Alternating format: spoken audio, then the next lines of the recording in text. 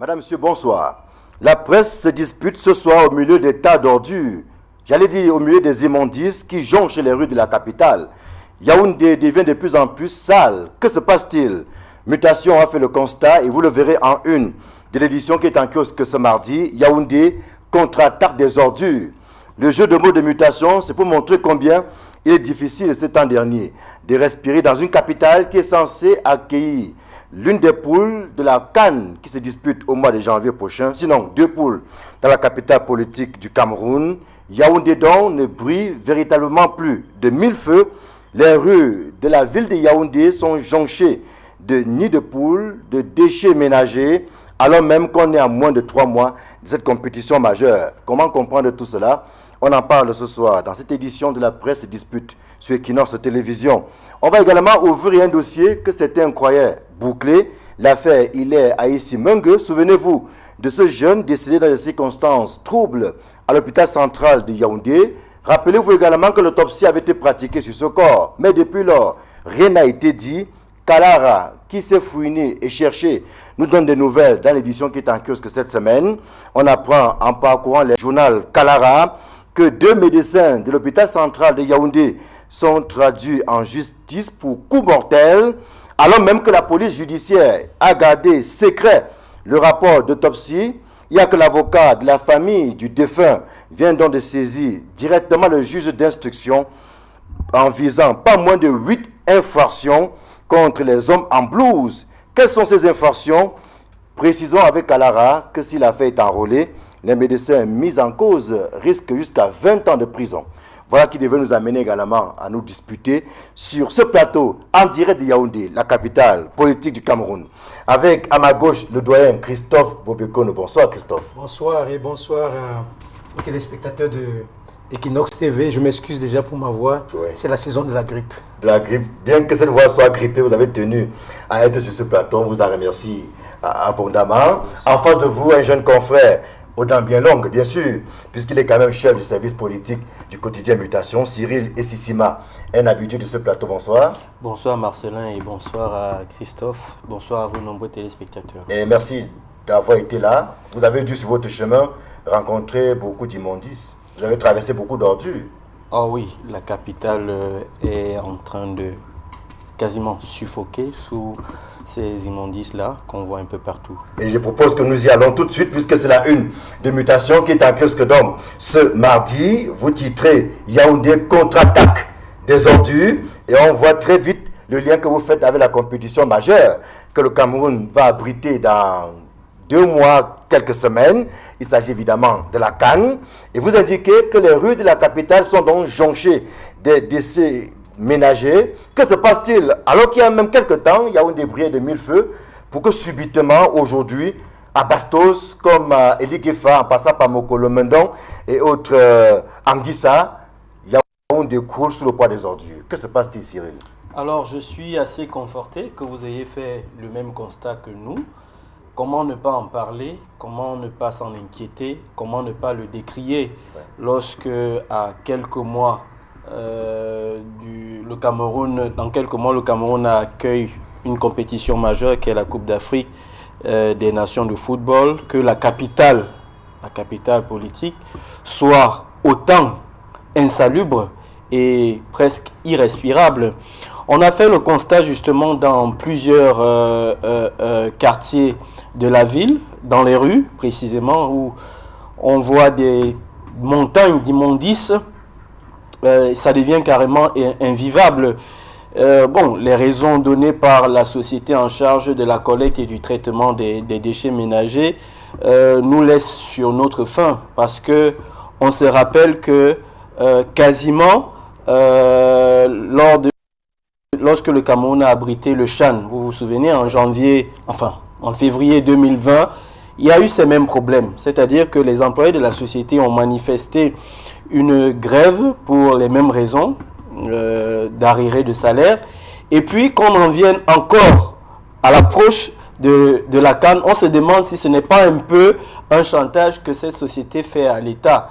Bon, je ne saurais le dire véritablement, mais la note du PDG d'Isacam dit que l'État, enfin, attribue la faute à l'État qui n'aurait pas payé ses dettes et les collectivités territoriales décentralisées que sont les communes. Donc, c'est cette situation que nous déplorons dans cette une. Alors, Christophe, j'imagine qu'avec votre grippe, vous avez dû, avec ces immondices-là, passer des moments assez compliqués. Cyril relève un peu la coïncidence avec l'événement majeur que le Cameroun doit abriter. Mais il y a également, et il faisait savoir que le PDG de l'entreprise qui se charge de la collecte des ordures a très souvent relevé le fait que l'État ne payait pas toujours ses dettes et donc qu'il n'y avait pas suffisamment de moyens pour mettre le personnel à l'aise. Alors, est-ce qu'on peut comprendre à travers cette grève qui court depuis quelques jours, on peut comprendre que les employés de cette société aient choisi le bon moment, c'est-à-dire la veille d'une compétition majeure, pour créer leur ras-le-bol en espérant que, comme il faudrait que Yaoundé soit propre, c'est une bonne occasion pour régler une fois pour tous ces problèmes d'aéré.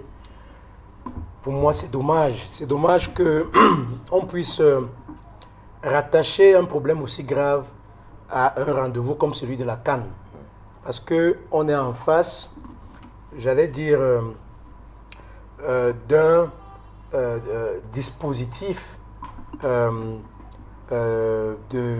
Je vais vous souvenir que la première fois, lorsque le Cameroun avait reçu ici le passage du rallye Paris-Dakar, pour la première fois, et je crois l'unique fois que c'est passé par le Cameroun, notre pays avait été la vedette de cette édition du Paris-Dakar, justement parce que tous les journalistes du monde arrivés à Yaoundé étaient étonnés de voir des montagnes d'ordures qu'il y avait sur les rues. Et il est bien dommage que jusqu'à présent, on n'ait pas pu trouver une solution. Alors qu'ailleurs, on pense que les ordures ménagères peuvent être même, j'allais dire, une petite richesse. Bien organisée, cela peut donner bon. Mais on est dans un système où de la dépense, simplement de la dépense, les gens voient simplement les gros contrats qu'il y a derrière le ramassage et le traitement des ordures. On ne pense pas véritablement aux solutions, j'allais dire, lointaines, aux solutions efficaces, aux solutions durables. Et c'est comme une incapacité de notre gouvernement à faire face à ce type d'immondices. Alors, Christophe, est-ce que le fait que l'État, avec les collectivités territoriales s'entend, est-ce que le fait que l'État n'arrive pas à régler sa facture au niveau de la société qui collecte ces ordures-là, est-ce que cela ne peut pas justifier qu'aujourd'hui, ces employés, justement, soient en train de gréver? Mais bien sûr que les employés doivent gréver, peuvent choisir de gréver lorsqu'ils n'ont pas reçu leur salaire. Ce n'est pas de ça qu'il est question. Mais on ne devrait pas avoir ce type de problème. La grève des employés est un mini-problème. Je vous dis, nous sommes en face de problèmes de santé publique très très graves. Vous vous souvenez lorsque on a eu le corona, je crois que le professeur Titi Sedjo avait pris la parole à un moment donné, et je crois qu'il était interviewé par Jean-Bruno Tagné, et il avait expliqué que les conditions environnementales dans lesquelles on vit font que nous sommes dans un, comment je dis ça, dans un lieu de cultivation des microbes. Ouais. Vous comprenez? Et c'est très très dangereux, ça impacte tout le monde. On voit ça par la petite fenêtre des employés de Isakam qui grèvent, mais c'est beaucoup plus grave que ça. Et vous verrez bien que sur les trajectoires que prend généralement le chef de l'État, vous ne verrez pas des ordures. Donc tout peut pourrir dans la ville de Yaoundé. Vous allez voir qu'au niveau du rond-point qui est en face des services du Premier ministre, on est en train de faire un gros investissement, un objet d'art. Alors est-ce qu'on devrait privilégier les objets d'art par rapport aux questions qui touchent à la santé publique? C'est de ça qu'il est question. Vous comprenez? C'est même une question de hiérarchisation de la dépense publique et une question de recherche des solutions durables. Il n'est pas bon, depuis 1990, nous sommes en 2021, ça fait 30 ans qu'on ne réussit pas à trouver une solution. Alors Cyril, c'est depuis vendredi que ce personnel observe ce mouvement de grève. Et depuis vendredi, il n'y a pas encore de solution. Pendant ce temps, les ordures s'entassent dans les quartiers, alors même qu'il y a 2-3 semaines, il y a on y respirer un tout petit peu. Alors, jusqu'où iront ces derniers et jusqu'où ira le silence, j'allais dire, du gouvernement, parce que quoi qu'on dise, le gouvernement est interpellé, puisque lui aussi doit effectivement jouer son rôle pour nettoyer la ville de Yaoundé. Je crois que la solution sera... Je dois d'ailleurs dire qu'il y a aussi Douala où la grève a commencé. Donc ce n'est pas seulement Yaoundé en fait. Voilà. Je pense que la solution sera trouvée. bon, le Cameroun aime toujours, en tout cas notre gouvernement aime toujours être dos au mur pour réagir, mais ce n'est pas bon pour l'image du Cameroun.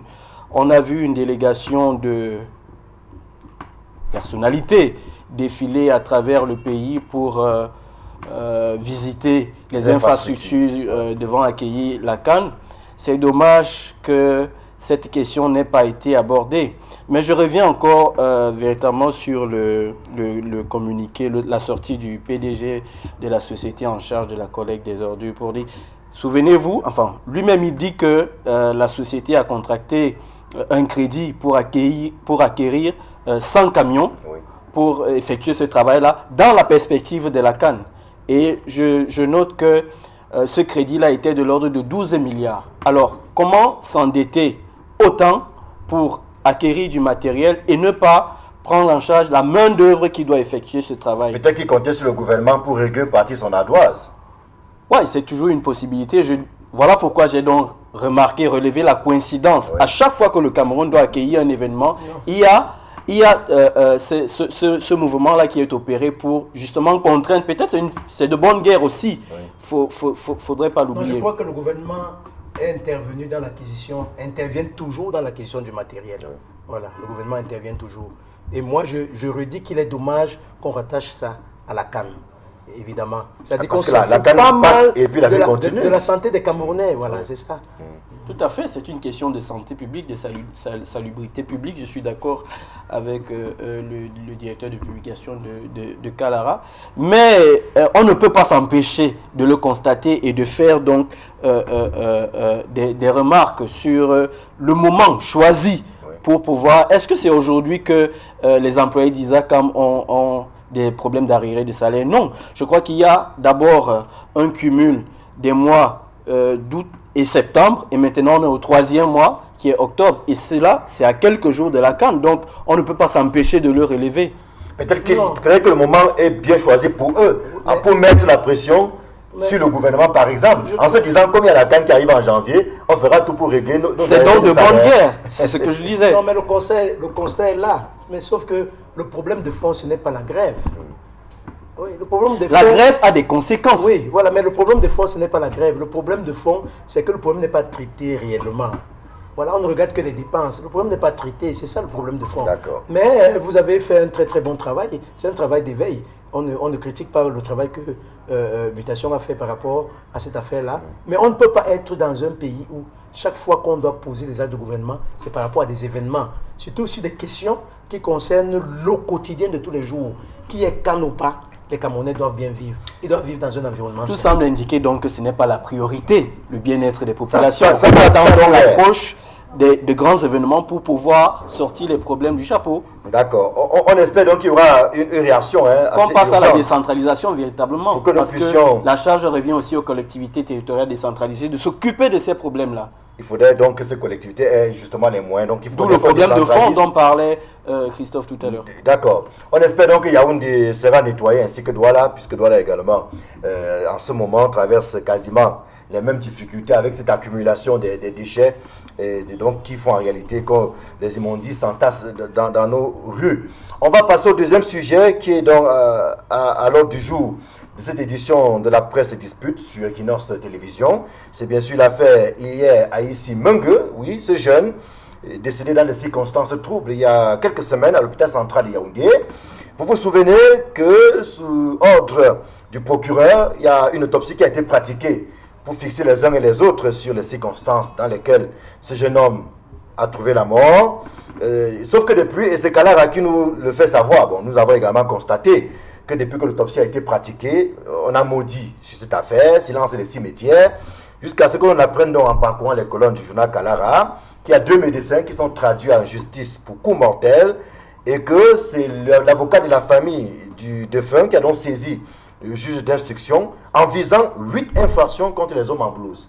Alors, Christophe Boboke, nous percez les mystères de cette affaire, puisque vous avez pu avoir quelques brides d'informations pour nous ravitailler sur ce plateau.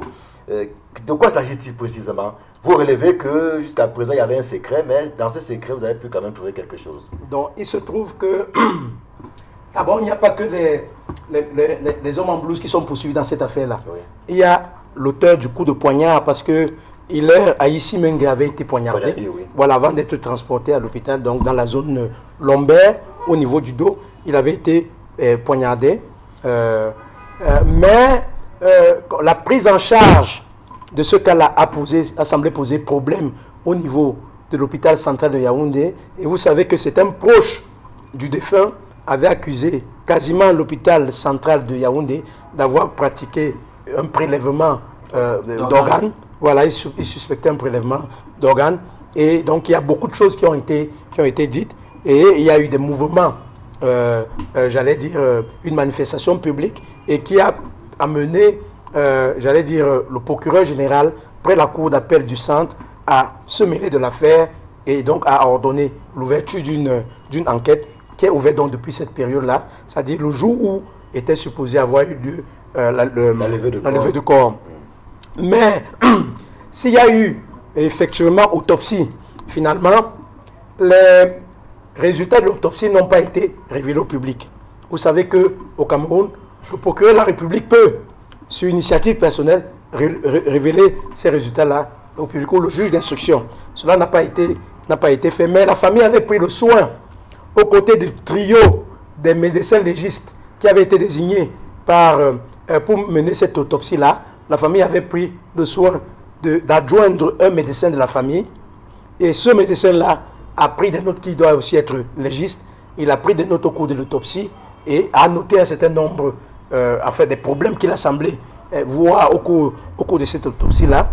Et il a communiqué, je crois que c'est un confrère même, avait révélé, de toutes les façons, ce qui apparaît, c'est que Hilaire Aïssi Mengue avait été reçu, premièrement, avait été traité de manière apparemment négligente, était reparti chez lui, son cas s'était aggravé, il était revenu à l'hôpital, il avait subi une première intervention chirurgicale, puis une seconde intervention chirurgicale qui l'a précipité. Alors, qu'est-ce que l'autopsie révèle? L'autopsie révèle que s'il a bien été poignardé, il est mort d'une septicémie, c'est-à-dire que les microbes ont envahi son corps et ce sont les microbes qui l'ont tué. Mais l'autopsie aurait révélé que ce n'est pas la cavité lombaire dans laquelle le poignard s'était créé par le poignard, ce n'est pas elle qui s'était infectée, mais le côlon, c'est-à-dire une partie du tube digestif qui a été touchée lors de la première intervention chirurgicale, qui aurait donc laissé une blessure à ce niveau-là et créant donc une possibilité donc de septicémie. Et la situation s'est dégradée et les médecins ont essayé de rattraper la situation en faisant donc une deuxième opération. Donc il y a un premier médecin, un deuxième médecin. Mais ce qui est très très déplorable, c'est que la famille n'a jamais eu de véritables informations sur l'évolution de la situation du malade. Et en plus, je crois que le directeur de l'hôpital central avait mal communiqué, laissant tantôt penser que lorsque le malade était arrivé pour la première fois, il avait été retiré de l'hôpital par en catimini et tout. Donc ce sont tous ces éléments-là, pris les uns après les autres, qui amènent l'avocat de la famille, maître Assira Ngouté, à penser qu'il y a des négligences, un certain nombre de choses qui laissent penser que, comment je peux dire ça, les actes qui ont été posés sur la victime donc, sont des actes répréhensibles. Et d'autant plus qu'il n'y a pas eu beaucoup de coopération entre la famille et entre les praticiens et l'hôpital, ce qui pose quand même un problème. Donc, à côté des deux chirurgiens, il y a l'une des infirmières qui avait reçu le malade, qui est poursuivie, et il y a, je vous l'ai dit tout à l'heure, celui qui avait poignardé Hilaire Aïssi Mengue. Alors, Cyril Sissema, cette évolution, même si, comme on le fait savoir, les résultats de l'autopsie pour l'instant sont gardés secrets, mais on a au moins cette évolution aujourd'hui qui permet quand même d'établir, nous ne sommes pas les juges, mais au moins sur ce qu'on a vu et sur ce qui est engagé par l'avocat de la famille, la responsabilité du corps médical. Bon, en tout cas, j'ai écouté attentivement le directeur de publication de Kalara, mais jusque-là, je reste sur ma faim, parce que si on devait porter plainte donc aux membres du corps médical, ce serait sur quelle base? Si tant est que les résultats de l'autopsie n'ont pas encore été rendus publics. C'est vrai, je n'ai pas le même entre-gens que M. Christophe Bobiokono, mais de ce qui me revient, c'est que à l'hôpital central de Yaoundé. Là-bas, on dit que jusque-là, aucune plainte n'a encore été adressée et que la famille demande jusqu'ici le dossier médical. Mais malheureusement, on leur dit que ça relève du secret, je crois, professionnel ou médical, je ne sais plus comment ils appellent ça. Donc, je suis véritablement sur ma faim parce que c'est difficile de se prononcer sur cette situation tant que les résultats, justement, de l'autopsie ne sont pas encore divulgués. Alors, justement, Christophe, pour revenir sur ce que relève Cyril, est-ce que sur la base de ce qui est entrepris par l'avocat maître Claude Assira, sur la base de ce qui est dit, vous dites tout à l'heure qu'il a saisi directement le juge d'instruction, l'affaire peut être enrôlée? Est-ce qu'on peut justement se retrouver en train de voir ces 4, bon, si on exclut celui qui est l'auteur du coup de poignard, les 3, ça dit que est-ce qu'on peut se retrouver entre les voix devant la justice aujourd'hui? Ils seront devant la justice. D'ailleurs, je dois dire que depuis hier, après l'apparition de l'édition de Kalara, Maître Assira a été informé du montant de la consignation à payer qui est de 60 000 francs. Donc, et ce n'est pas à l'hôpital central qu'on sait si une plainte a été déposée ou pas. C'est bien devant le juge et nous avons les éléments qui montrent que la plainte a été déposée, elle a été reçue. Et à l'hôpital central, on peut toujours dire ce qu'on veut. Ce que l'hôpital central doit pouvoir faire, c'est de s'organiser pour la défense de ses intérêts. Bon, maintenant, ce n'est pas parce que le procureur de la République ne divulgue pas les résultats de l'autopsie que le rapport d'autopsie n'existe pas. Ouais. Ça ne veut rien dire du tout. Il n'est même pas obligé de divulguer. Donc le rapport d'autopsie existe bel et bien. L'avocat que Kalara a contacté dit avoir fait la démarche pour avoir la copie de cette autopsie-là, qui ne lui avait pas encore été donnée jusqu'à présent et tout. Et il a vu que, compte tenu de ce que la police judiciaire a le rapport d'autopsie, ça c'est un fait, et que la police judiciaire est au contact du procureur de la République, et que lui, en tant que représentant de la famille, ne réussit pas à avoir l'autopsie, il force donc la voie parce que le procureur de la République aurait lui-même pu mener de fond, j'allais dire, la bataille judiciaire pour savoir ce qui se passe. Ouais. Donc, lorsqu'il fait une plainte avec constitution de partie civile, le juge d'instruction est obligé de suivre et de toutes les façons, le parquet interviendra puisque le dossier sera communiqué au parquet pour ses réquisitions introductives. Donc, ce qui est sûr, c'est qu'on est au début d'une affaire et il y aura des remontes de nouveau. Absolument. Ce qui est sûr, c'est qu'on aura des suites, une fois de plus, de l'affaire Hilaire Aïssi Mengue. Merci Christophe d'être venu sur ce plateau. On espère que votre voix grippée va nous laisser bientôt et que vous aurez eu la voix normale qu'on a souvent entendue sur ce plateau. Cyril, merci également d'être venu. Bon retour, on attend la une de mutation demain. Madame, Monsieur, dans quelques instants, Equinox ce soir en direct de Douala, la presse dispute rentre en gare. Bien le bonsoir.